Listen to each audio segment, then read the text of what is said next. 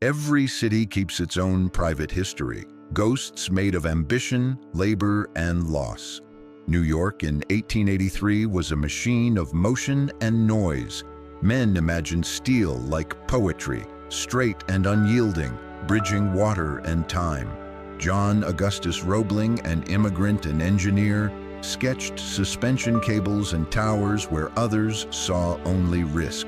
He believed iron could stitch Manhattan and Brooklyn together.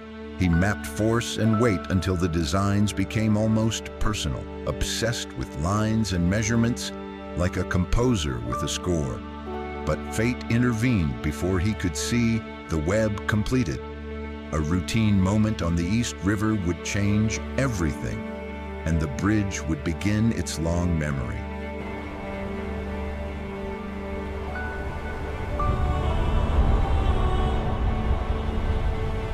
During a survey on the river, John Roebling's foot was crushed in an accident with a ferry. Infection followed, then fever, then a painful decline. In his delirium, he spoke of currents and voices, of the water calling a name. Newspapers recorded an accident. Workers whispered curse. With Roebling's death, authority passed to his son, Washington Roebling, who inherited not only plans, but a burden. Washington was brilliant and determined. He stepped into an impossible job with the stubbornness of someone carrying a father's dream. The bridge would become his life, and in a cruel turn, the place where he would lose part of himself. Man down! Stop the ferry! We must get him free! Washington Roebling threw himself into the project. He lived in the margins between calculation and chaos, managing contractors, schedules, and men. To sink the piers, builders used pressurized timber chambers called caissons, sealed boxes that kept water at bay while men dug in the mud. The caisson work was both marvel and menace. It allowed foundations to be set deep, but exposed men to invisible danger. Workers lived and labored inside these metal lungs, breathing mechanically pumped air as they hammered and measured. The scale of the undertaking was enormous, and the pressure, literal and metaphorical, was relentless. I want that timber secured before sundown. Watch the tension on the main cable. Sir, these specifications require immediate review. The stress factors are too high. Decompression sickness, known as the bends, crept through the workforce. Men who surfaced too quickly felt their joints seize, their limbs ache, and their thinking blur. Air bubbles forming in the bloodstream caused pain so fierce, some compared it to being crushed from the inside. Some workers convulsed, others died. Washington himself contracted the condition badly enough to be partially paralyzed, robbed of his mobility, but not his mind. Confined to a Brooklyn Heights apartment, he continued to direct the project, sending measurements and instructions, while watching the structure rise beyond his reach. The bridge was built with a body count no public plaque would list. He's got the bends bad! Get him to the bell, quickly! When Washington could no longer walk the site, Emily Warren Roebling became his eyes and voice. She studied engineering notes, learned the language of cables and counterweights, and crossed the unfinished span carrying reports and calculations. Emily's presence changed the shape of the project. She negotiated with foremen and kept the machine of construction moving. Her letters and speeches reveal a woman combining tenderness and steel. Still, her role did not erase the daily losses: falls from scaffolds, crushed bodies beneath beams, men swallowed by the murky East River. Wives and mothers kept watch from boarding houses, while the river swallowed sons.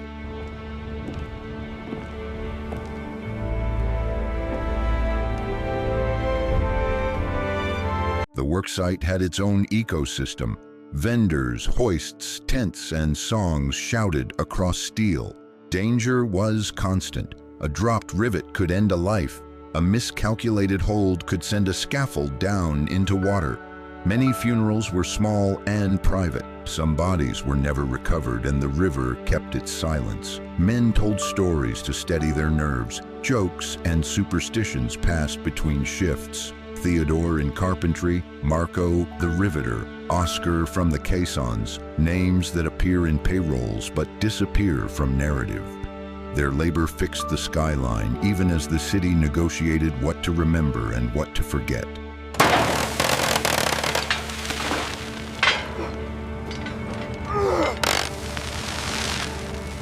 As the bridge rose, stories followed.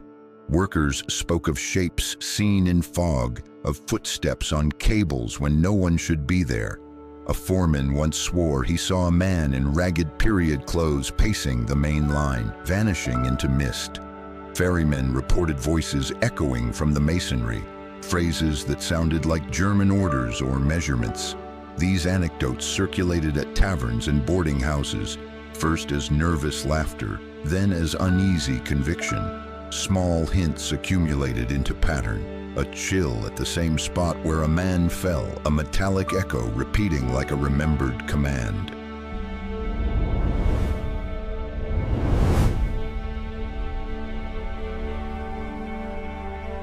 Decades later, accounts continued.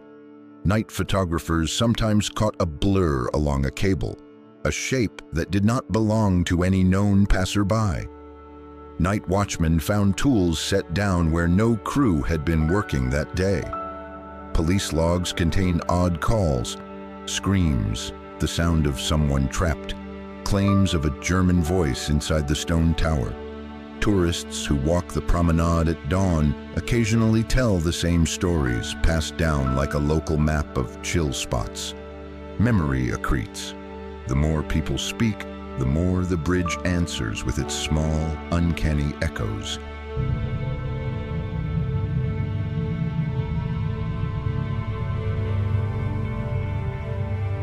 A single recurring image threads many stories. A solitary man in 19th century workwear walking the suspension cables at twilight.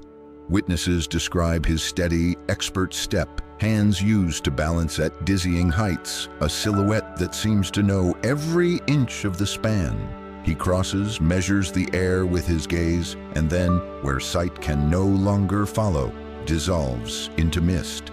Photographs sometimes freeze a vague shape.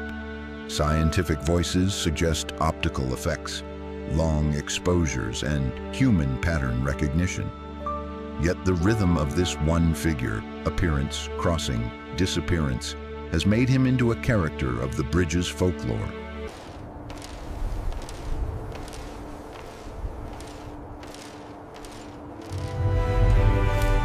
The Roeblings themselves became larger than their biographies. John's early death, Washington's illness, and Emily's extraordinary role fit neatly into a narrative people could tell. Emily is remembered as engineer and messenger, a woman who translated a husband's measurements into motion.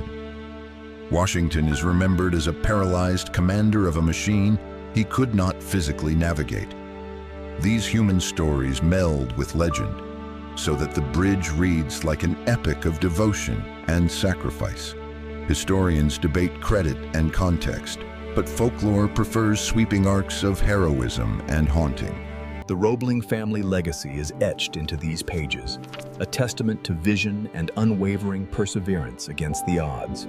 Can a bridge remember?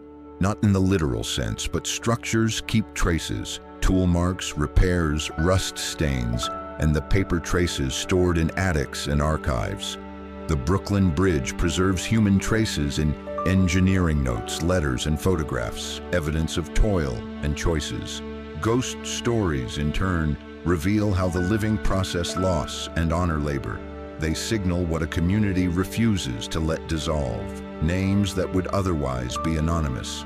Those tales help make sense of danger and progress, folding personal cost into a public monument that dazzles in daylight and unsettles in fog.